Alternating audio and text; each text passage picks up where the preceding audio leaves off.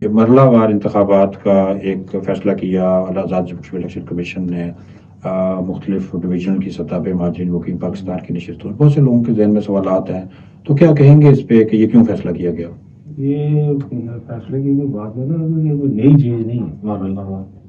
آپ ہندوستان میں بھی دیکھیں، پاکستان میں بھی صوبائی اسمبلی اور قومی اسمبلی کے الیکشن مختلف ڈیٹس پر ہوتے تھے۔ یہ ہندوستان میں پہلی دفعہ بیٹھے الیکشن شروع ہوئے، تو مرحلہ وار آزاد کشمیر میں الیکشن کا جب شیڈول کا اعلان ہوا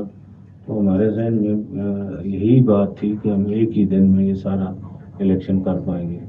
لیکن جب پولیٹیکل پارٹی سے ہماری پہلی میٹنگ ہوئی تو انہوں نے اس بات کا بہت زور سے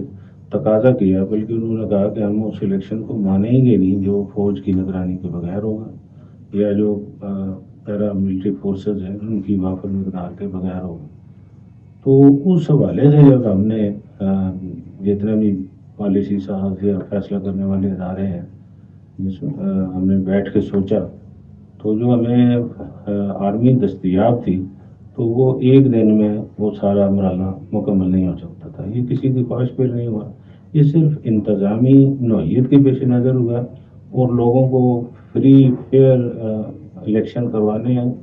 کی غرض سے ہوا ہے۔ لوگوں کو پولنگ اسٹیشن تک بحفاظت لے جانے اور پھر واپس